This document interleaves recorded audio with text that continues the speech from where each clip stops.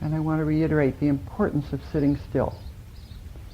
Now, I know some of you are from disciplines where that's not part of it, but from my point of view, it's the most important thing we can do. And when we sit still, then we've cut off our escape, which is the last thing we want, so we tend to wiggle. I mean, the wiggling can be so imperceptible that no one knows about it except us. I have one where I just wiggle my thumbs a little bit, you know. It's great relief to just wiggle your thumbs a little bit, you know, just a little bit. See, we all have something we do eventually as the day gets tough to try to escape. It may be outright wiggling, but if we're more sophisticated than that, we have little ways of doing it. Don't do it. See, it's that ability not to do and then just to sit and be with that, which is what makes you grow as a person. And it's very hard. I know it's hard, but we're not here for a picnic. There's only one thing that's necessary in practice. Only one thing. And that is the open experience of what is usually the body without anything else interfering. Now, what usually interferes is, of course, our self-centered thinking. See, a lot of people think they flash between what they're thinking and what they're experiencing, and that's valuable. It begins to loosen things up. But eventually, particularly after we've been sitting for a while, the ability to sit for a few seconds at first, maybe 3, 20 is a long time, to be able to sit and just be nothing but that sensation. See, that sounds simple. It's not so simple, because human beings don't want to do it. See, there's no you in that experiencing. See, if there's a shadow of a self-identification type thought in that, oh, yeah,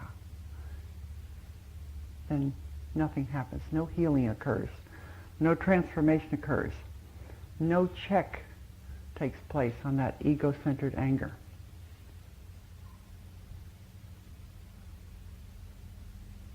And for some people this morning, I was just putting my finger on their leg and just saying, just feel this. There's nothing else in the universe but this, per se, as long as you can do it. 3 seconds, 10 seconds, 20 seconds, whatever. Just to surrender to that sensation. See, it seems like such a stupid thing to do. See, that is life, that sensation. That's all you are, that sensation.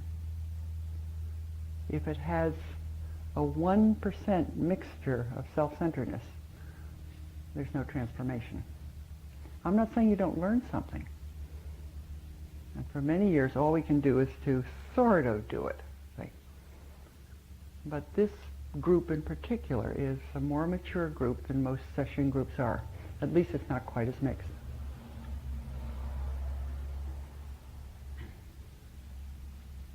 Unless you understand this, all the other fancy talk about practice can be just a waste of time.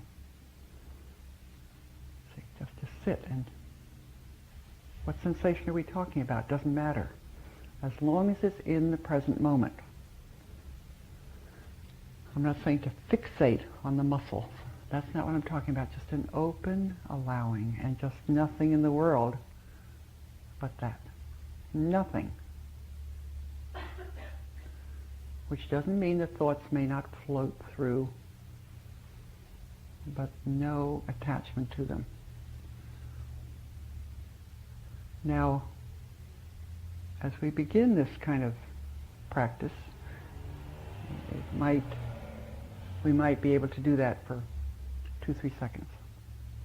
Even 2 or 3 seconds changes your life.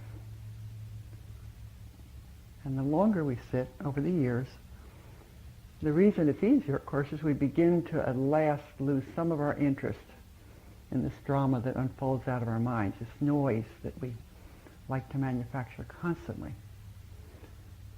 See, slowly our hope, which means that we're generating that, our hope for ourselves, that something or someone or something's going to take care of us somehow. And so we think and we think and we think. As that begins to weaken our ability to just sit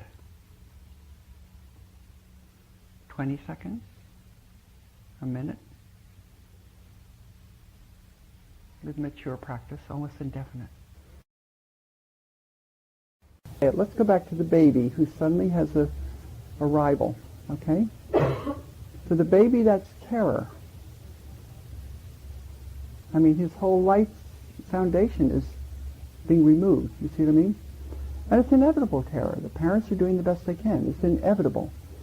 But once that terror begins, the baby begins to have a system to substitute for what he's lost. The system serves the function so the baby doesn't have to feel the terror anymore. In other words, the systems are protective devices. So we don't have to feel the original terror, which will just be a sensation in the body. Now what we want to do as we weaken the systems is to be plunged back into the original terror. Which sounds awful, but remember, it's just a sensation in the body. It's not going to kill you. It might be a tight neck, or a tight tummy, or overall tension. In extreme cases, it can turn into nausea for brief periods, but it's not something that really threatens you. It's just a sensation. See, a baby can't know all this. So it builds systems, but we're not babies anymore. We can very well stand to go back to this place and just be there. See? And when you actually experience this original terror, which is held in your body like this somewhere, paradoxically, once we really allow that to be what it is, the word allow is very important, it begins to untwine itself very slowly over time. Now when it fully untwines, guess what appears? Any idea? More of the true self. More of the true self, yeah.